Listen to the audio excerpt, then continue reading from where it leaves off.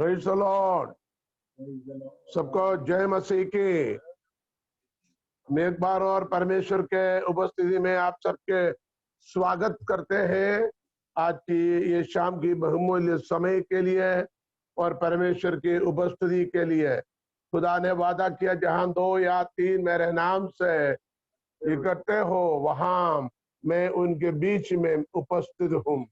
आज जितने लोग भिन्न भिन्न जगह पर अपने घरों में इस माध्यम से परमेश्वर के कदमों पर जुड़ा है, जरूर परमेश्वर की उपस्थिति आपके साथ है। प्रभु आप सबको आशीष प्रदान करे। आइए हम परमेश्वर के वचन से हम सीखें। हम कल इस टॉपिक को सीख रहा था, the duty of A Christian, the daily duties of A Christian. एक मसीही व्यक्ति की दिन प्रति क्या क्या कर्तव्य करना है। बहुत सारे बातें हैं, 1-2 बातें नहीं, लेकिन खास कुछ बातें हम बताना चाहता है। बहुत सारे बातें मसीह जीवन में हमें करना है, क्योंकि हम मसीह है। मसीह है तो हमें मसीह के वचनों पर चलना है। हालेलुया। मसीह के राहों पर रहना है, उसके विधियों को पालन करना है, नहीं तो हम मसीही नहीं है। मसीह में बने रहना ये हमारे सबसे बड़े कर्तव्य होता है। हालेलुया। इसलिए खुदा हमें उस नया जीवन दिया है। हालेलुया। और परमेश्वर ने हमें जीवित रखा है और उनसे बढ़कर हमारे जीवन में अनुग्रह को दिया है। आगे भी प्रभु हमें आशीष से भरपूर करेगा। कल हमने जिन बातों को मनन किया था, मैं शुरू में उस बातों को एक बार और जल्दी बताऊंगा, क्योंकि कुछ लोग कल नहीं थे और आज शामिल हुए हैं। उनके लिए डिटेल नहीं बताऊंगा, लेकिन 5 उन बातों को बता दूं जो हमने सीखा है, जल्दी बताएंगे। नंबर 1 यही था, प्रतिदिन हमें प्रार्थना करना है। जब मुसीबत, संकट, क्लेश आता, उस वक्त की प्रार्थना नहीं। डॉक्टर के पास तब जाता है जब बीमारी हो, लेकिन परमेश्वर से बातें हमें प्रतिदिन करना है। आपको मालूम है, एक यहूदी, एक इस्राएल के यानी एक यहूदी व्यक्ति कम से कम दिन में 3 बार प्रार्थना करते हैं। एक मुसलमान भाई मालूम है दिन में 5 बार प्रार्थना करता है। वो उनकी विधि है, वो उनका नियम है। चाहे बारिश हो, चाहे जाड़ा हो, चाहे ठंड हो, चाहे तूफान हो, चाहे आंधी हो, चाहे बीमारी हो, चाहे किसी के घर में मृत्यु हुआ हो, हर समय पर हर दिन उनको 5 बार उन्हें सुनिश्चित प्रार्थना करना है। देखिए ये कितनी अजीब बात है। लेकिन हमारे लोगों में हम सब कुछ ठीक है, मौका भी है तो हम ठीक है थोड़ी देर प्रार्थना करते हैं। यदि कोई विपत्ति है तो प्रार्थना करना भूल जाता है। यदि कोई मुश्किलें हैं तो प्रार्थना नहीं करते हैं। यदि कोई परेशानी है हम उसी में उलझ जाता है, हम प्रार्थना बराबर नहीं कर पाते। लेकिन आज फिर दोहराता हूं, परमेश्वर के वचन में सिखाता है, हर घड़ी, हर समय, हर परिस्थिति में हमें कम से कम प्रभु के साथ बात करना जरूरी है। प्रार्थना करना, अपना परमेश्वर से बातें करना है, नंबर 1। दूसरा, प्रतिदिन अपनी क्रूस उठाकर मसीह के साथ चलना है। प्रभु यीशु ने क्या बोला? यदि कोई मेरे पीछे चलना चाहे, लूका के सुसमाचार 9 अध्याय में हमने ये पढ़ा, यदि कोई मेरे पीछे चलना चाहे अपने आप को इनकार करे। हाँ, तो प्रतिदिन करने वाली दूसरी 2 बातें वहां पर है। अपने आप को इनकार करना, इनकार के मतलब क्या है? त्यागना है, अपने जरूरतों को त्यागना है। इनकार का मतलब वो है, आप ध्यान से सुने, मुझे कहीं जरूरी कहीं जाना था, लेकिन प्रभु की आराधना में भी जाना। हमें अपनी व्यक्तिगत बातों को त्यागेंगे, हम प्रभु की बातों को करेंगे। हमारे पास थोड़ा सा पैसा है, प्रभु के कार्य के लिए देना है और हमारे व्यक्तिगत कार्य को भी करना। हम तो ऐसे अपने व्यक्तिगत कार्य को करेंगे, चलो बाद में प्रभु को देते। लेकिन यहाँ कहता है अपनी जरूरतों को इनकार करना है, अपनी स्वार्थ इच्छाओं को इनकार करना है, अपनी जरूरतों को इनकार करना है, अपनी जरूरतों को हमें त्यागना और प्रभु के इच्छाओं को पूरी करना है।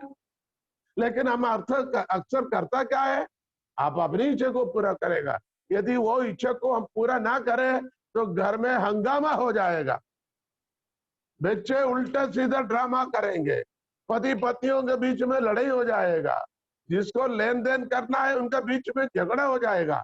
लेकिन वचन कहता है अपने जरूरतों को हमें त्यागना है, बल्कि परमेश्वर की इच्छा को हमें पूरी करना। क्रूस प्रतिदिन अपने आप को इनकार करना और प्रतिदिन अपने क्रूस उठाकर यीशु के पीछे चलना है।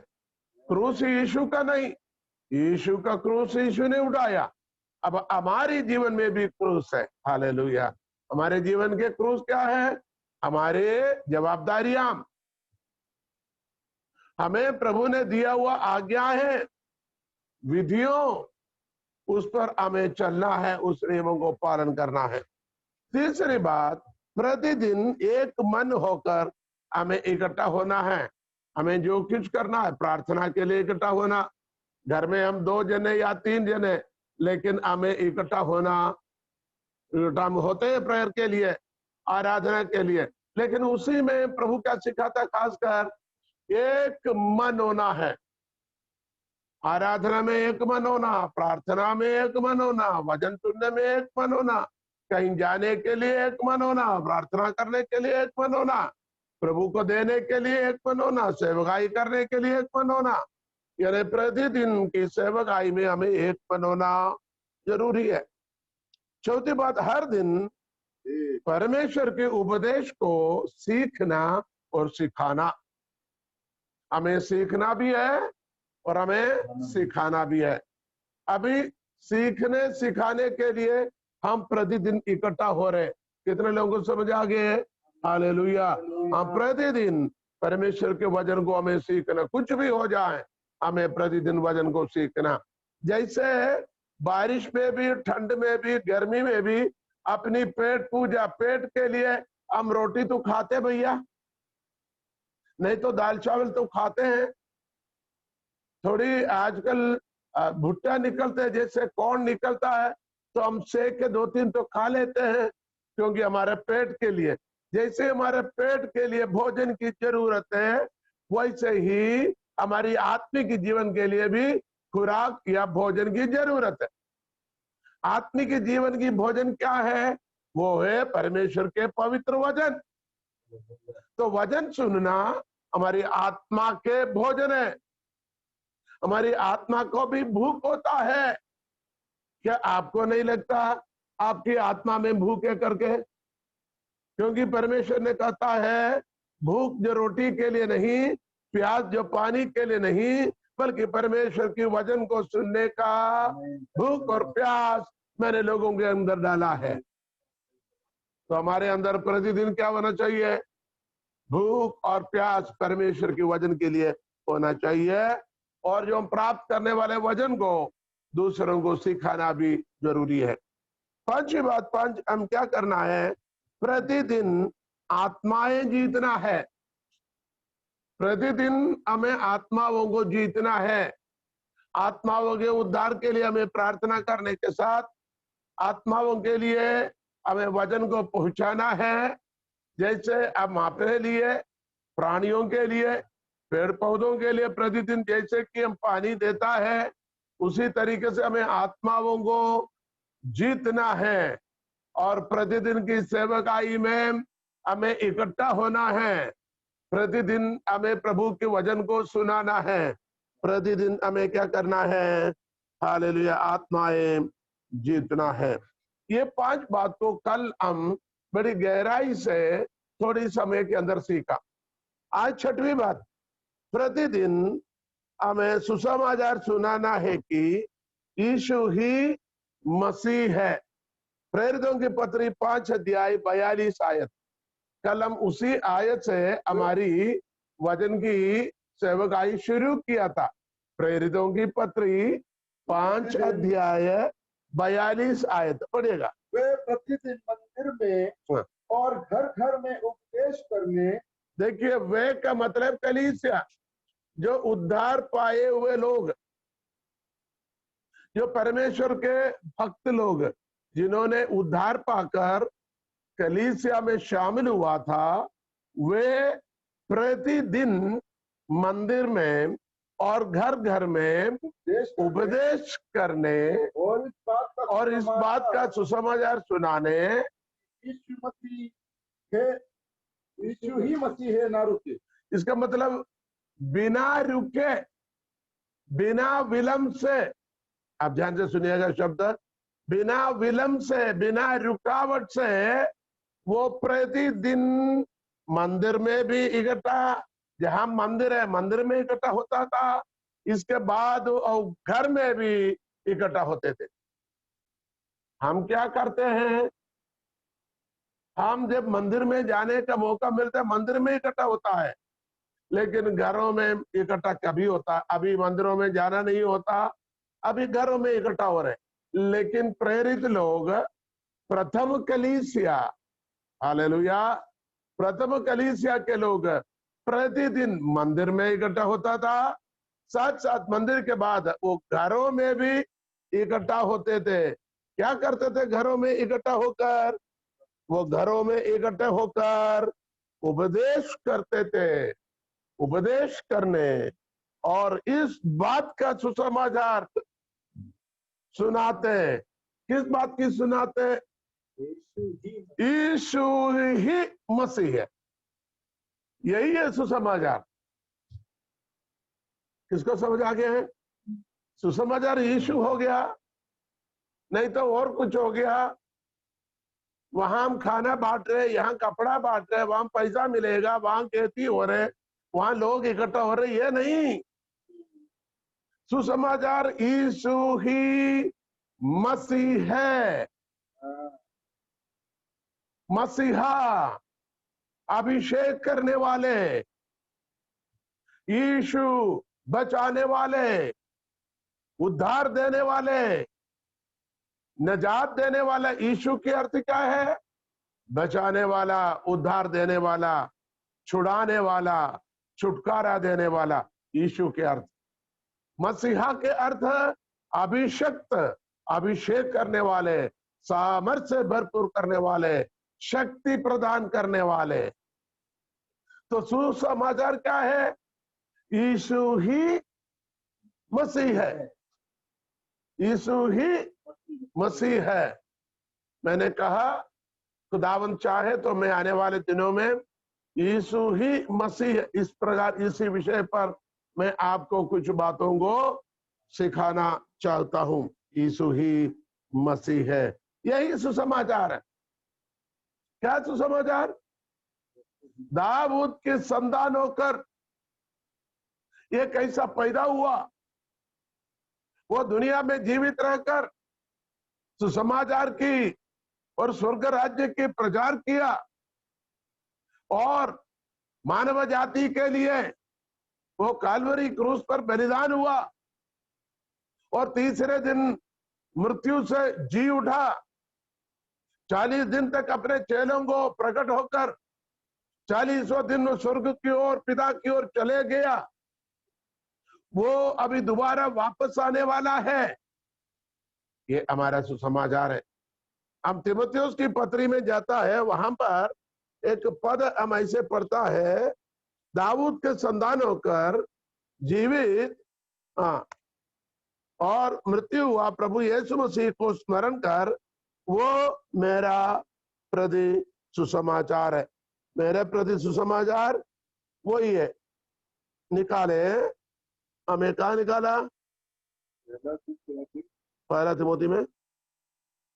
Hallelujah, praise the Lord, praise the Lord. वहां लिखा हुआ है, प्रभु यीशु मसीह को स्मरण कर, जो दाऊद के संतान होकर, जो दाऊद के संतान होकर इस दुनिया में आया और मरकर जी उठा हुआ प्रभु यीशु मसीह को स्मरण कर, वो ही मेरा मेरा हालेलुया हालेलुया हालेलुया मेरा प्रति सुसमाचार है। सुसमाचार है मिल गया आपको? तो सर्च करना मैंने तो वहां गुड न्यूज देख लेना, मिल जाएगा गॉस्पल। ओके, तो यीशु मसीह दुनिया में आया, मानव जाति के पाप के लिए मारा गया और मुर्दों में से जी उठा। वो ही हमारा सुसमाचार है। अब यहां पर क्या पढ़ता है? यीशु ही मसीह है। कौन सा? 2:8 पढ़िएगा। यीशु मसीह को स्मरण रख जो करिए। दाऊद के वंश से हुआ। यीशु मसीह को स्मरण रख जो दाऊद के वंश से हुआ और मरे हुओं में से जी उठा। और मरे हुए में से जी उठा। और यह मेरे सुसमाचार के अनुसार है। यह मेरे सुसमाचार के अनुसार है। तो हमारे सुसमाचार क्या है? यीशु मसीह जो दाऊद के वंश में हुआ और मरे हुए में से जी उठा। मैं आपको बताता हूं, दुनिया में बड़े बड़े लोग पैदा हुए। पैदा बड़े होकर पैदा नहीं हुआ, पैदा होने के बाद बड़े हुए, महान बन गए, लेकिन वो मर गए। वो मर गए। उनके कब्रिस्तान आज भी बंद पड़ा हुआ है। आपको मालूम है, आपने सुना है, दुनिया के अंदर बड़े बड़े नेता लोग थे। नेपोलियन थे, हिटलर थे, सद्दाम हुसैन थे, कन्फ्यूशियस थे, और भी बड़े बड़े ओशो करके नेता थे। बड़े धर्म गुरु लोग दुनिया के अंदर थे। गौतम बुद्ध थे, वर्धमान महावीर थे, महात्मा गांधी थे।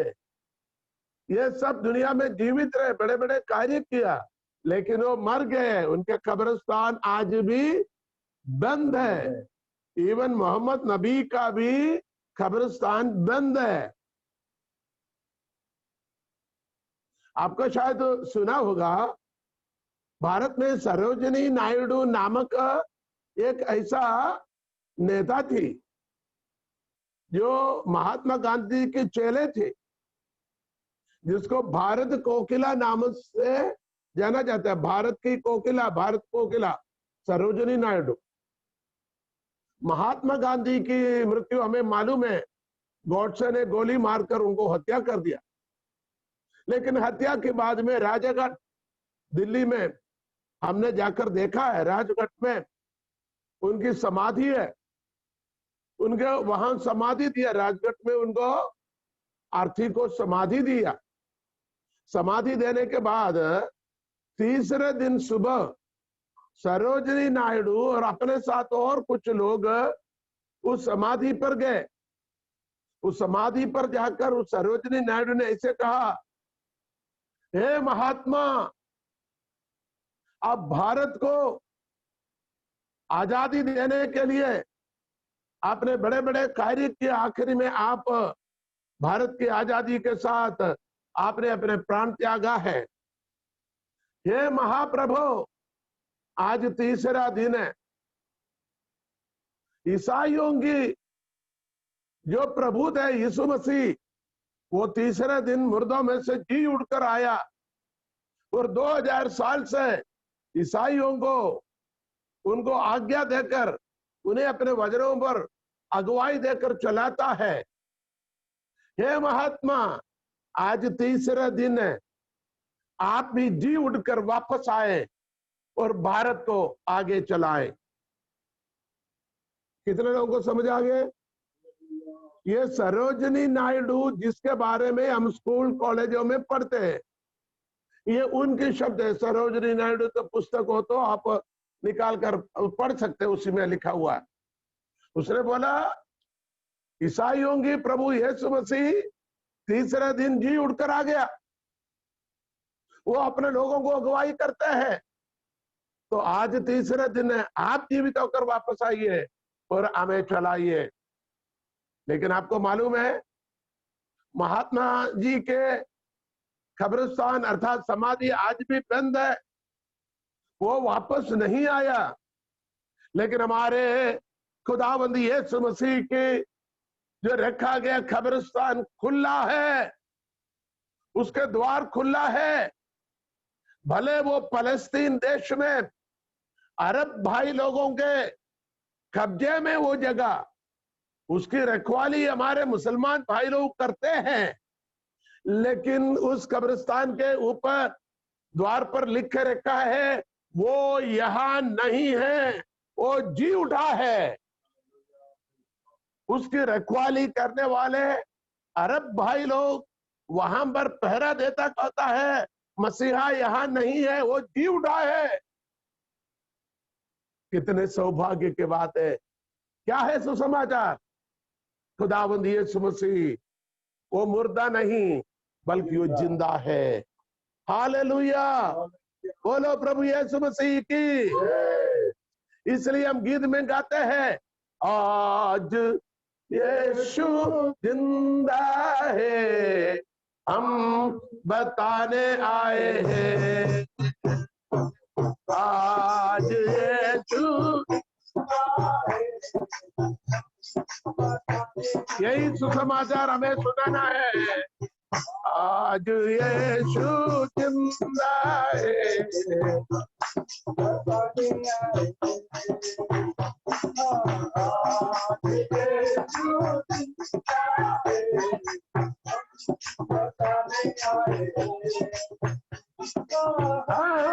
बताने आए हैं, बताने आए हैं, बताने आए हैं, बताने आए हैं। आज यीशु जिंदा है, हम बताने आए हैं। आज यीशु हम बताने आए हैं। हम दुनिया में था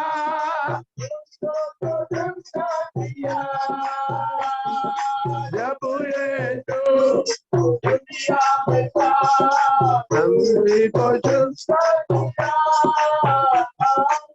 बताने आए। Hallelujah, praise the Lord.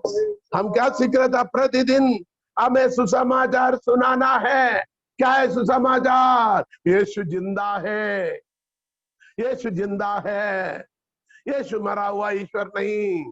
हम जिसकी पूजा करते हैं वो जीवित परमेश्वर है, वो हमारे हृदय में जीवित है, वो आपके लिए जीवित है और हम सबके लिए जीवित है। हालेलुया, वो यीशु ही प्रभु है, वो यीशु ही मसीहा है। Hallelujah, hallelujah. सातवीं बात हम सीखेंगे, प्रेरितों की पत्री 17वीं अध्याय 11वीं आयत। 17 अध्याय उसकी 11वीं आयत में हम ये पढ़ता है, ये लोग तो थिस्सलुनीकियों के यहूदियों से भले थे। 12वीं आयत से पढ़िएगा, 12 आयत से पढ़ो, नहीं उसके 10 आयत से पढ़िए। भाइयों ने तुरंत रात की रात पौलुस और सिलास को बिरिया भेज दिया। बिरिया, पौलुस और सिलास को रातों रात बिरिया जगह पर देश में भेज दिया, क्योंकि यहाँ कुछ प्रॉब्लम था, इसलिए उनको बिरिया में भेज दिया। ओके, पढ़िए। और वे वहां पहुंचकर आराधनालय में गए। बिरिया देश में पौलुस और सिलास यहूदियों के आराधनालय में गए और वहां के लोगों के बारे में एक बात खास लिखा हुआ है, आप भी उस लाइन के नीचे हाईलाइट करके अंडरलाइन करके सीखना है। ये लोग थिस्सलुनीके के यहूदियों से भले थे। ये लोग थिस्सलुनीके के यहूदियों से भले थे और उन्होंने बड़ी लालसा से बड़ी लालसा से वचन ग्रहण किया। जैसे कि आप प्रतिदिन शाम को वचन को ग्रहण करने के लिए कुछ समय को अलग कर कर बड़ी लालसा से बैठिए, इधर उधर ना देखते हुए बाइबल नोटबुक पेन लेकर अपने परिवार के कलीसिया के लोगों को साथ बड़ी सावधानी से, बड़े ध्यान पूर्वक, बड़ी लालसा से बैठे हैं। वैसे बेरिया के लोग भी बैठते थे, लेकिन आगे पड़ेगा। और प्रतिदिन, प्रतिदिन की बात, हम बात हुई है प्रतिदिन हमें क्या करना। बेरिया के लोग प्रतिदिन पवित्र शास्त्रों में ढूंढते रहे कि ये बातें यूं ही है कि नहीं। देखो, बेरिया के लोगों की खासियत, वो गोरे थे क्या, वो पंडित लोग थे क्या, वो शास्त्री लोग थे क्या, वो पढ़े लिखे थे क्या, वो पैसा वाला थे क्या, ये कुछ भी वहां नहीं लिखा हुआ, बल्कि उनके बारे में लिखा है वो प्रतिदिन पवित्र शास्त्र में ढूंढते रहे। पवित्र शास्त्र क्या है? ये पवित्र शास्त्र वचन, परमेश्वर के वचन पर ढूंढते थे। क्या ढूंढते थे? ये वचन ऐसा ही है या नहीं। आज हमें जो वचन सुना ये ऐसा है या नहीं। आज पादरी साहब ने जो कलाम हमें सुनाया, आज खुदावन के खादम ने जो पैगाम हम तक पहुंचाया, हमने हाँ हाँ बोलकर सिर हिलाकर ताली बजाकर आमीन बोलकर वापस आया नहीं, बल्कि वापस आने के बाद वो पवित्र शास्त्र में यानी परमेश्वर की कलाम में ढूंढता था ये ऐसा ही है या नहीं, ये वचन सही है या नहीं। आज एक बात बताऊं आपको, आजकल आमीन का अर्थ लोगों को मालूम नहीं। आमीन, हम प्रार्थना के आखिरी में आमीन बोलते हैं। मैंने ऐसे क्यों बोला? लोग प्रार्थना शुरू होते से आमीन आमीन आमीन आमीन बोल देता, प्रचार जैसे शुरू हो गए लोग आमीन आमीन शुरू हो जाता। प्रार्थना के आखिरी में हमें आमीन बोलना है। प्रचार में जब एक संदेशा, एक सेंटेंस जब पूरी होता है, एक पद बोलकर जो पूरी करता है, उसी में एक संदेशा आपको सुनाई देगा, समझ में आएगा, तो आप बोल सकते हैं आमीन। जो वचन अभी प्रभु का दास ने बताया ऐसे ही हो, आमीन। मैं प्रभु को धन्यवाद देता हूं, प्रेज द लॉर्ड, आमीन। प्रार्थना की विषय है, जब प्रार्थना कर कर समाप्त होता है तो आपका बोलना आमीन। आमीन का अर्थ क्या है? ऐसा ही हो। जो वचन जो बोला गया वो ऐसा ही हो, जो संदेशा हमने सुना ऐसा ही हो, जो प्रार्थना के विषय कहा गया वैसा ही हो। आपको समझ आए कि नहीं? ये हमें ध्यान रखना है। आजकल देखिए लाइव प्रोग्राम होता है, लाइव फेसबुक, आप सबको मालूम है फेसबुक लाइव में कोई जैसे देखते से आमीन, एकदम आमीन डालेगा, आपको पता भी नहीं वहां क्या संदेशा हो रहा है। 1 मिनट सुना भी नहीं, 1 मिनट वचन सुनकर एक संदेशा आपने सुना, उसके अंदर एक पद प्रभु का दास ने बताया, वो पद आपका हृदय में छुआ है तो आप एक आमीन के आप 10 आमीन डाल दो। लेकिन जैसे देख ले तुरंत आमीन आमीन, यह सिर्फ दिखावा है, आमीन का अर्थ उनको मालूम नहीं है। एनीवे, यहां पर बेरिया के लोग, कहां के लोग? बेरिया देश के लोग बड़े उत्तम लोग थे, बड़े नेक जात के लोग थे। उर्दू में कहते वे बड़े नेक लोग थे, बड़े उत्तम लोग थे। क्या उत्तमता क्या है? हेलो, उत्तमता आपके बड़े घर नहीं, आपके कीमती कपड़े नहीं, आपके दौलत नहीं, आपकी उत्तमता आपके मेज पर बनाए गए भोजन नहीं। उत्तमता, आपकी उत्तमता वो है परमेश्वर के वचन को ध्यान से ग्रहण करना और घर जाकर उसी वचन को दोबारा जांचना, ये वचन में लिखा हुआ ऐसा है या नहीं।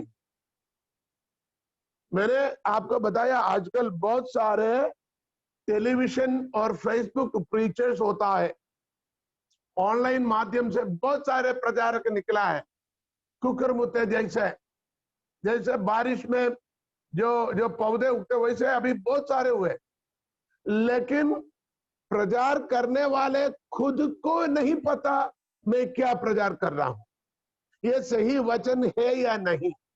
और उनके आराधक लोग तो बहुत होता है, आमेन आमेन ताली बजाने वाले, अंगूठा दिखाता है, कोई ये दिखाता है, कोई औके दिखाता है, क्या क्या दिखाते हैं। तो हमें ऐसे उत्तमता दिखाने की जरूरत नहीं। हमें उत्तमता कैसे दिखाना, बोलिए, अपना बाइबल उठाकर दिखाइए। आपको पवित्र शास्त्र वचन में रोज ढूंढना है, रोज वचन में ढूंढना है, रोज वचन में ढूंढना। पहले नोट करना है, पदों को नोट करना है, आयतों को नोट करना है, संदेशों को नोट करना है। 1 घंटा पहले मेरे आत्मिक पिता जो प्रभु का दास, वो कम से कम उसको 87 वर्ष के उम्र, 87।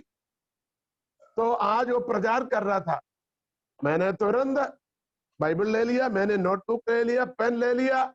उसने जो संदेशा, कई बार उसने उसी संदेशा प्रचार कर चुका है, लेकिन मैंने उसी में से कुछ बातों को लिख दिया। मैंने बैठकर लगभग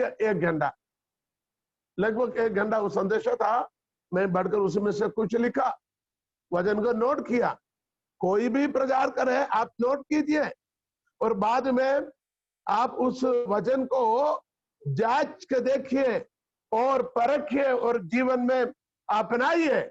यह प्रतिदिन हमें करना जरूरी है। कितने लोगों को समझ आ गया? हाथ उठाकर हालेलुया बोलो प्रभु यीशु मसीह की। तो प्रतिदिन पवित्र शास्त्र में ढूंढना है, जांचना, प्रतिदिन वचन को सीखना, प्रतिदिन वचन को सुनना और सीखना, और प्रतिदिन वचन में जांचना है ये ऐसा है या नहीं। बहुत सारे हमारे लोग हैं जिनको पढ़ने लिखने आता नहीं गाँव में। आप जो आपके घरों में बच्चे लोग पढ़ने लिखने वाला है, उनसे बोलिए बेटा ये आयत को निकाल कर पढ़े। यदि किसी प्रभु का दास को फोन करके पूछे ये वचन के अर्थ क्या, मुझे बताइए। यदि आपके पास बाइबल नहीं है, पढ़ने आता है, बाइबल नहीं है, हमें बताइए, हम आपके पास बाइबल को पहुंचा देंगे। यदि आपको पढ़ना समझना नहीं आता तो हमें कॉल कीजिए। हमें मालूम है इन दिनों में पुनासा से एक प्रभु का दास 2 बार मुझे कॉल किया वचन सीखने के लिए। एक वचन अभी इन दिनों में मुझे कॉल किया, उस वक्त मैं थोड़ा व्यस्त था, मैं उसको जवाब दे नहीं पाया। हो सके तो मैं कल सुबह उसको कॉल करूंगा, मैं बात करूंगा। हालेलुया। तो आप किसी प्रभु को दास को कॉल कर सकते हैं और हमें बताइए इस वचन की अर्थ क्या है। हालेलुया। ये हमें प्रतिदिन एक वचन को आपको सीखना जरूरी है। हो सके तो प्रतिदिन एक पद को आप कंठस्थ करें, याद करें। हालेलुया। ये अपना जीवन में अनुग्रह के कारण। चलिए प्रतिदिन करने वाला 8वीं बात। हालेलुया। प्रेरितों की पत्री 19 अध्याय 9वीं आयत। प्रेरितों की पत्री 19 अध्याय उसकी 9वीं पद। परंतु जब कुछ लोगों ने कठोर होकर उसकी नहीं मानी, वरन लोगों के सामने इस मार्ग को बुरा कहने लगे, तो उसने उनको छोड़ दिया और चेलों को अलग कर लिया और प्रतिदिन तुरन्नुस की पाठशाला में वाद विवाद किया करता था। प्रतिदिन तुरन्नुस की पाठशाला में वाद विवाद का मतलब कुछ ऐसे होता है जो आर्ग्यूमेंट, जिसको किसी विषय पर मेरे वाद ये है, उनके विवाद। यहाँ के अर्थ डिस्कशन, चर्चा। यहाँ की शब्द क्या अर्थ क्या है? चर्चा करना।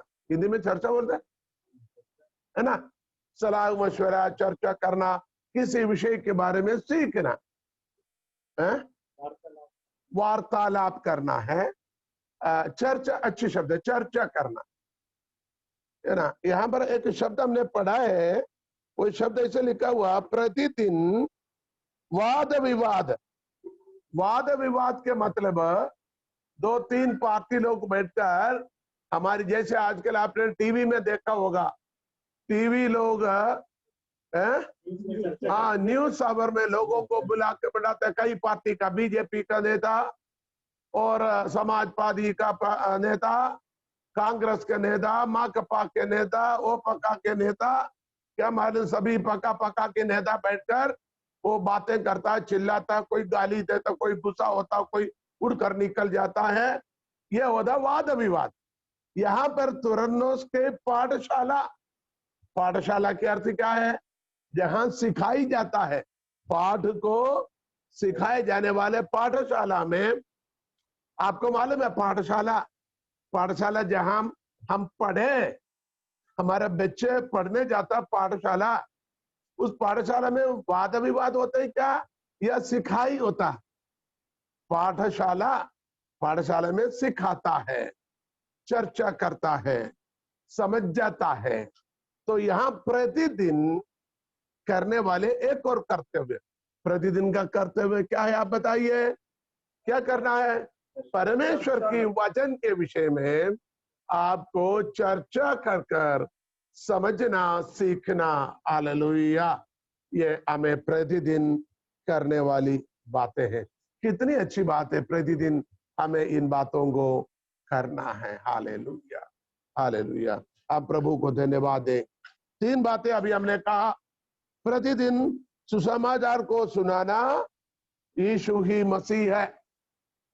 प्रतिदिन पवित्र शास्त्र में ढूंढना है हमने जो सुना सही है या नहीं।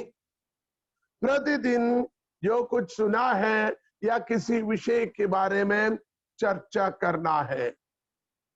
अभी कुछ लोगों को हम पूछते हैं आप किसी टॉपिक बताइए, आप किसी टॉपिक बताइए। लोग क्या बोलेंगे? कुछ नहीं, चुपचाप बैठेंगे, हमारे पास कोई विषय नहीं। अरे कोई विषय हो तो हम बात करेंगे। हमें आज भी याद है, मैं जैसे कि सऊदी अरेबिया में सेवगाई करता था कई साल, जब मैं पाकिस्तानी कलीसियाओं में जाता था, कई साल तक मैं उनके बीच में सेवगाई किया, तो वहां जाते हैं लोग हमसे ये कहता था आज हम ये विषय के बारे में सीखना चाहते हैं, आज हमें इस आयत के बारे में बताइए, आज हमें इस पद से बताइए। ऐसे होता था, हमें भी अच्छा लगता था, क्योंकि भले हम तैयार करके जो विषय के जाता था उस पर नहीं होता था, बल्कि लोगों की जरूरत के मुताबिक प्रभु हमें वचन को प्रकट करता था।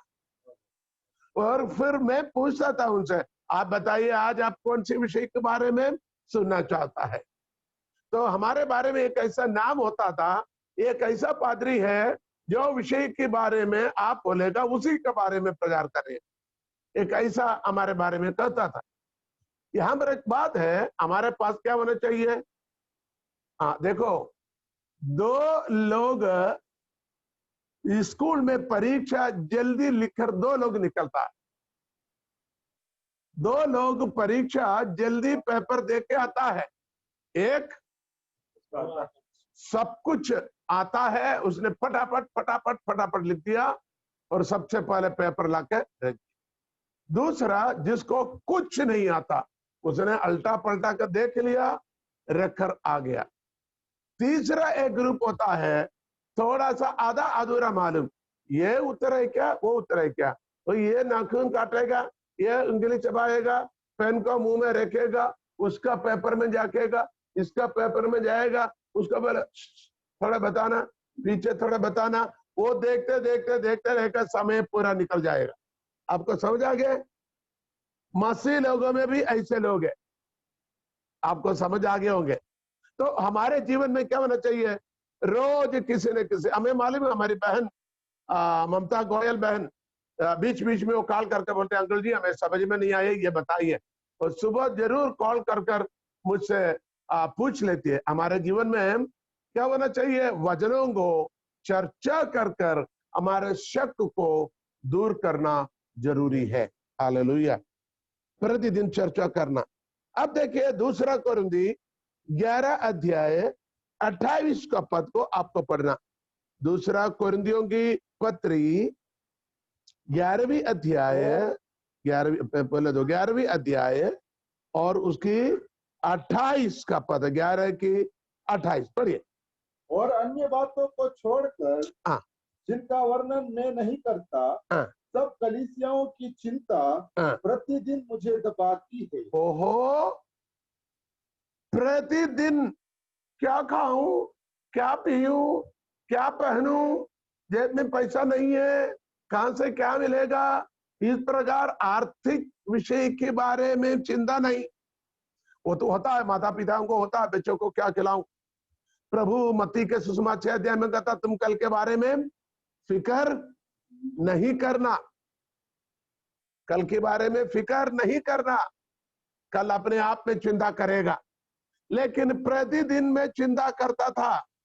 क्या प्रतिदिन चिंता करता था? उस आयत को फिर से हम पढ़ेंगे, 11 की 28।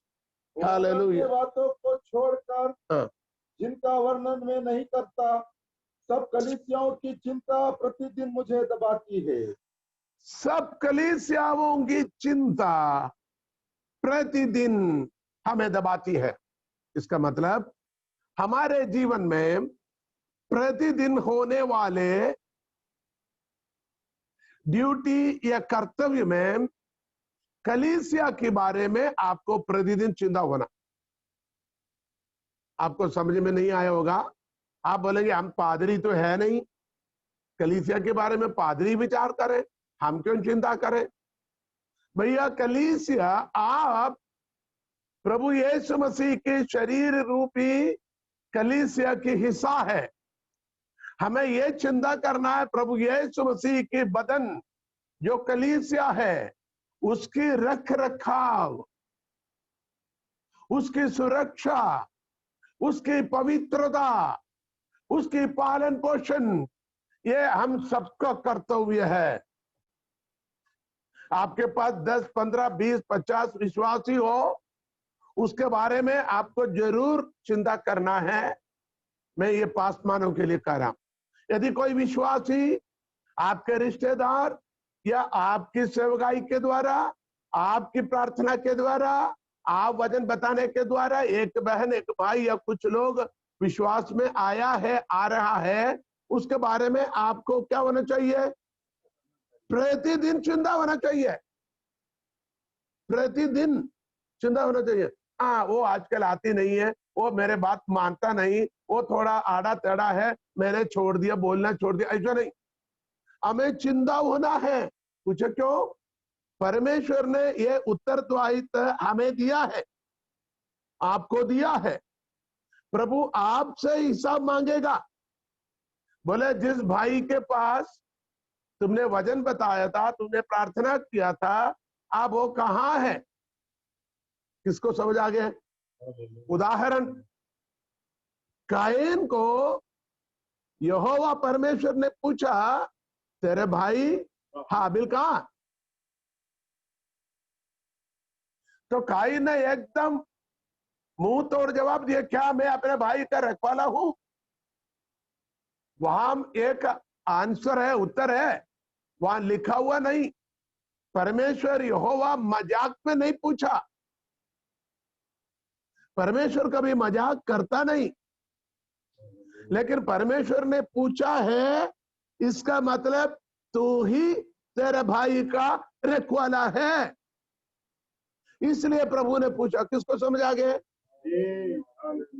यदि परमेश्वर ने कायन से तेरे भाई हाबिल कहां है करके पूछा है, तो भाई की रखवाला भाई है, बहन की रखवाला बहन है, बच्चों की रखवाला माता पिता है, कलीसिया की रखवाला पासमान है, भेड़ों की रखवाला चरवाहा है।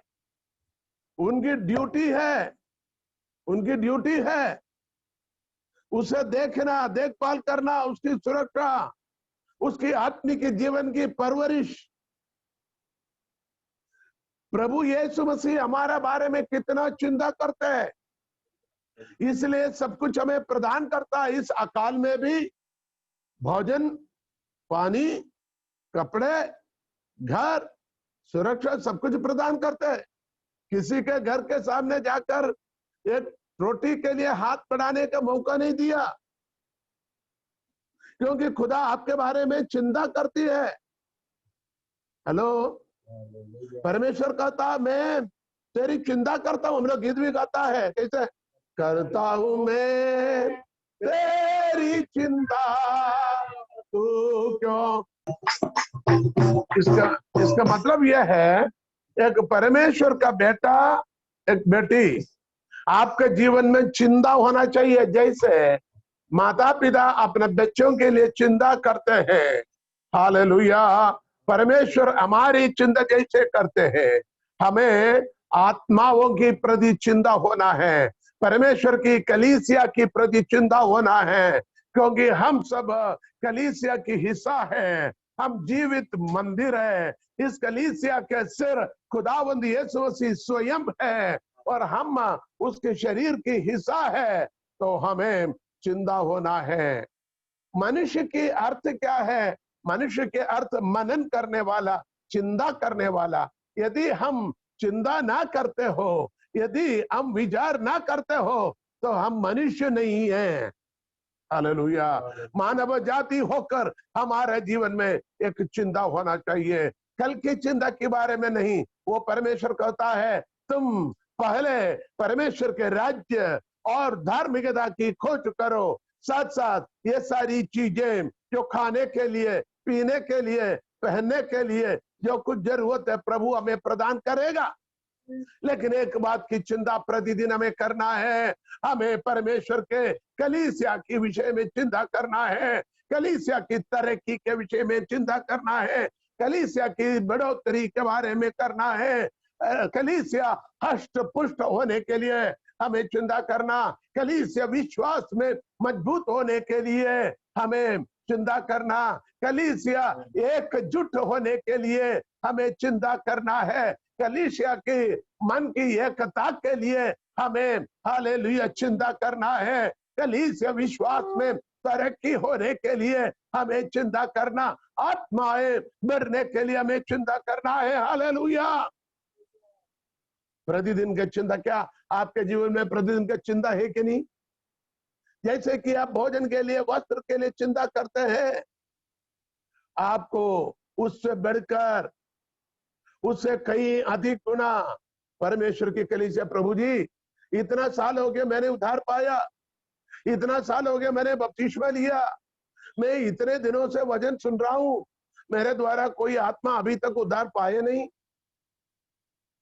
प्रभु जी मैंने तो उद्धार पा लिया, मेरे परिवार अभी भी वहीं की वहीं है। प्रभु जी मैंने तो उद्धार पाया, मेरे पत्नी अभी भी विश्वास नहीं करते। प्रभु जी मैंने उद्धार पाया, मेरे पति अभी भी विश्वास नहीं करते। प्रभु जी हमने उद्धार तो पाया, हमारे बच्चे अभी भी हमारे बात को नहीं मानते। रिश्तेदार रोज मिलने वाले, इसी प्रति हमें क्या होना चाहिए? प्रतिदिन बोझ, प्रतिदिन चिंता मेरे और आपका जीवन का एक स्वभाव बनना चाहिए। कलीसिया की उन्नति तरक्की की चिंता करने से हमारा बीपी नहीं बढ़ता, अब दुनिया की बातों को सोचने से हमारे ब्लड प्रेशर बढ़ता है, फालतू की बातों के पीछे सोचने से। हालेलुया। लेकिन हमें कलीसिया के प्रति चिंता करना है, नवी बात अभी हमने सीखा है। हालेलुया। चले 10वीं बात में हमें चलते हैं, इब्रानियों की पत्री 3 अध्याय 13वीं आयत को। इब्रानियों की पत्री 3 अध्याय उसकी 13वीं आयत में हमें चले, वहां क्या लिखा हुआ है? पढ़िए। परंतु जिस दिन तक आज का दिन कहा जाता है, हर दिन एक दूसरे को समझाते रहो। हर दिन, प्रतिदिन, प्रतिदिन एक दूसरे को समझाते रहो, ऐसा ना हो कि तुम में से कोई जन पाप के छल में आकर कठोर हो जाए। हर दिन हमें क्या करना है? हर दिन हमें समझाना है। क्या समझाना है? पाप के छल में आकर हम कठोर ना बने, शैतान की जाल में, उसके चाल में हम फंस कर नाश न हो, परमेश्वर के वचन के विधियों से हटकर दुनियादारी के चीजों पर जाने ना लगे। आज एक बेटी हमारे पास आए अपने गांव से। वो बेटी आकर एक दूसरी बेटी के बारे में कह रहा था, वो तो विश्वास करती, लेकिन उसको विश्वास करने से उनके रिश्तेदार कोई उसको धमकी देता है, रोकता है। जिसके पास बाइबल दिया वो उसने वापस लाकर दे दिया, क्योंकि हमारे कोई रिश्तेदार, कोई रिश्ते में कोई भाई उनको डांटता है, चिल्लाता है। लेकिन वचन कहता है प्रतिदिन हमें समझाना, तुम शैतान की चाल में मत फंसो, पाप की राहों में मत जाओ, बल्कि परमेश्वर के विश्वास में बने रहो, प्रतिदिन समझाते रहो। प्रतिदिन समझाना, वार्निंग। इसकी एक और शब्द अंग्रेजी में लिखा हुआ है, प्रतिदिन उनको एनकरेज करो, प्रोत्साहित करो। क्या करना? प्रोत्साहित करना।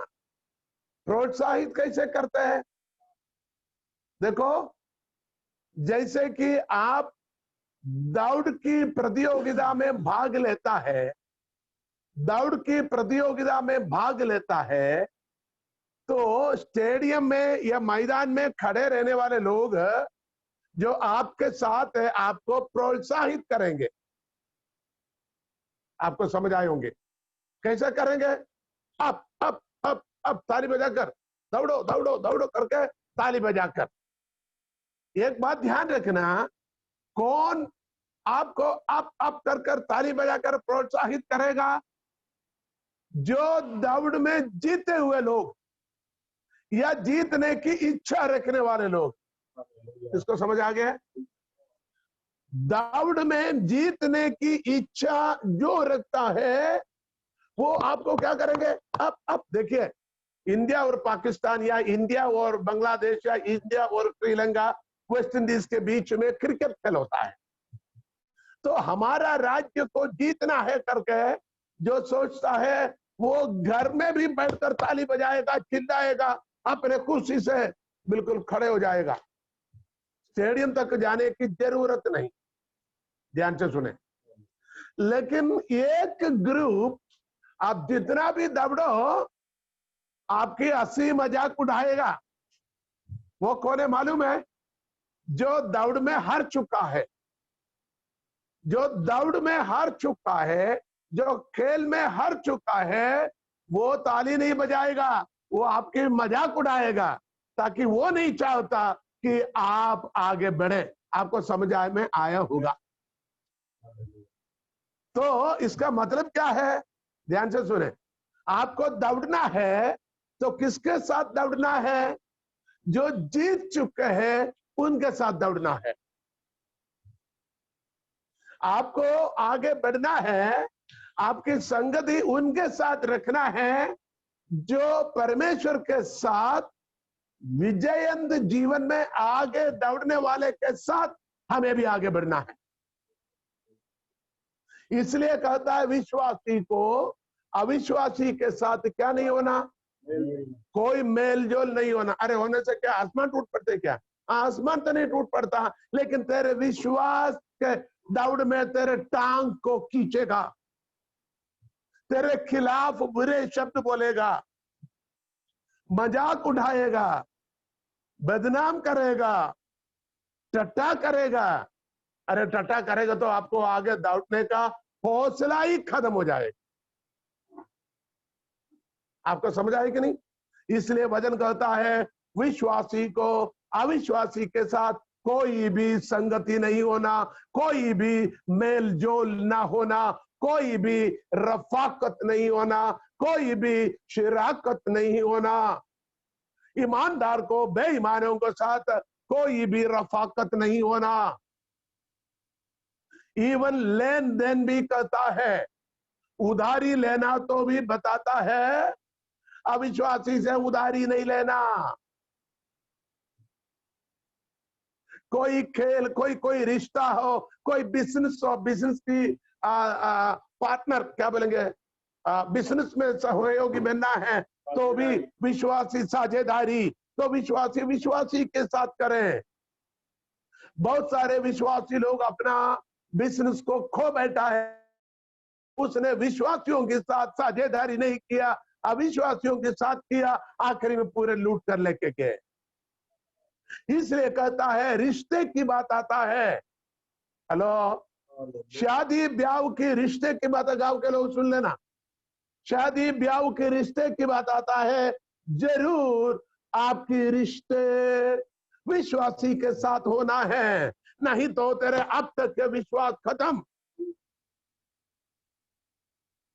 तुझे वो अविश्वास में खींच के ले जाएगा, तुझे डुबा देगा, तुझे बर्बाद करेगा। भले करोड़पति क्यों ना हो, अंबानी का बेटा क्यों ना हो, या अदानी की बेटी क्यों ना हो, विश्वासी की रिश्ता विश्वासी के साथ होना। भले मजदूरी करने वाले, रोज 100 रुपए की धाड़की करने वाले, ठेला थकाने वाला क्यों ना हो, छोटा मोटा कार्य करने वाला क्यों ना हो, विश्वासी हो, वो तुम्हें प्रेम से रखेगा। शाम को उनके साथ घुटना टेककर, हाथ पकड़कर दुआ प्रार्थना करेगा और प्रभु को धन्यवाद देकर आराम से सोएगा। घर में दारू पी कर आएगा नहीं, गाली गलौज देगा नहीं, दहेज की हिसाब किताब करेगा नहीं, मां बाप को गाली नहीं देगा, बल्कि दोनों चांदी के साथ रहेगा। कितने लोगों को समझ आ गए? हाथ उठाकर हालेलुया बोले, praise the Lord, praise the Lord, praise the Lord. हमें आज परमेश्वर में सिखाता है प्रतिदिन हम एक दूसरे को प्रोत्साहित करना है, समझ जाते रहना है, हालेलुया, ताकि तुम पाप की छल में गिरकर क्या नहीं होना, पाप के छल में गिरकर नष्ट नहीं होना, पाप के छल में धोखे में गिरकर नष्ट नहीं होना। ना तुम नष्ट होना, ना तुम्हारे परिवार नष्ट होना, ना तुम्हारे द्वारा विश्वास में आए हुए कलीसिया की कोई भाई या बहन नष्ट होना। एक और बात बताता हूं, हमें मालूम है बहुत सारे प्रभु का दास लोगों ने बहुत काम किया, बहुत से आत्मा को जीता है। अब पूछता है कहां? बोले आजकल कलीसिया है नहीं, आजकल वो लोग आ नहीं रहे, आजकल हम जा नहीं रहे, आजकल वहां महात्मा कम हो गए। बाप रे, गलती किसका? प्रभु का है। हम तो जरूर प्रभु की गलती बोलेंगे, प्रभु की गलती नहीं।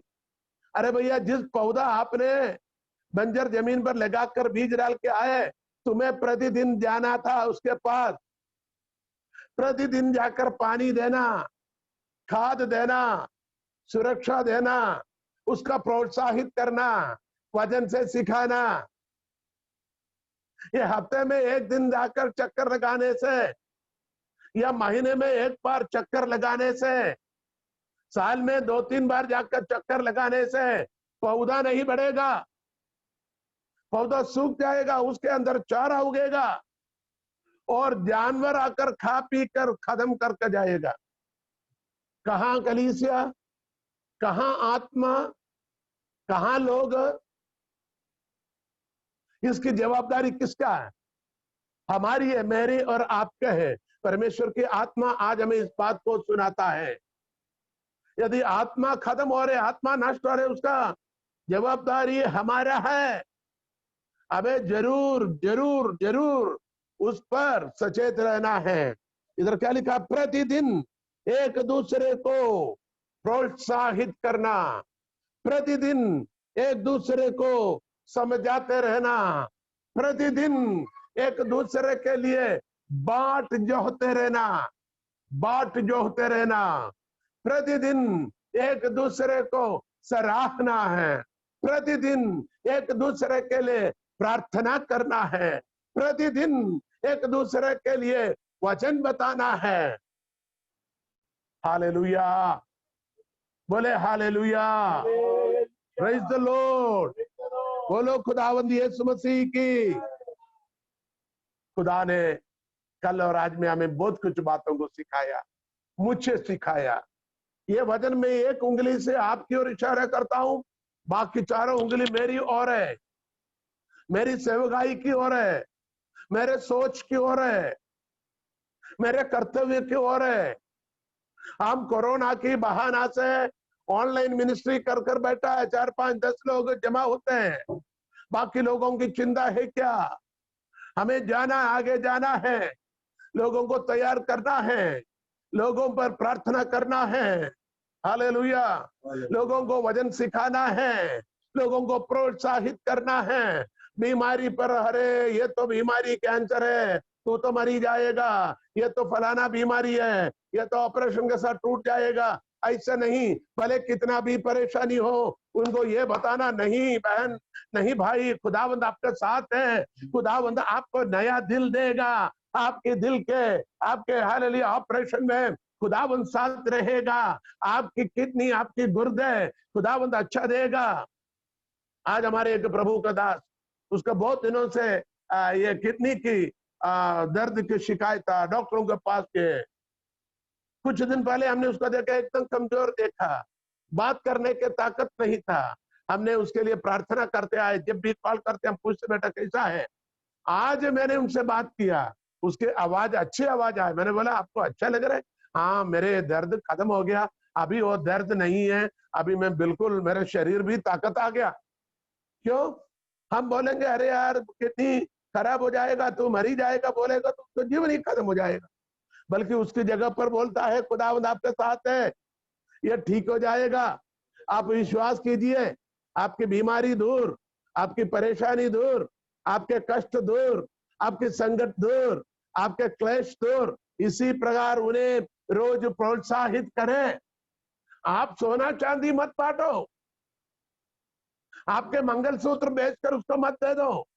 आपके मुंह से निकलने वाले एक शब्द ही करोड़ों रुपए से भी ज्यादा कीमती है। इसको समझ आ गए? आप आपका खेती लिखकर उसको नाम पर मत दे दो, लाखों रुपए लेकर मत जाओ, हो तो दे दो भैया किसी जरूरतों को, लेकिन आपका एक प्रोत्साहित शब्द, आपका हालेलुया आशीष के एक शब्द ही काफी है। क्योंकि आपका शब्द में क्या है? सामर्थ है। आपके मुंह से निकलने वाले शब्द में ताकत है। आपके मुंह से बोलने वाले शब्द में अभिषेक है। हालेलुया, क्योंकि आप परमेश्वर की अभिषेक हो, आप खुदा के मंसूबा हो, खुदा ने आपको मखसूस किया है। आपकी जुबान से निकलने वाले अल्फाज में मस्सा है, आपको सिर्फ कहना ही काफी है।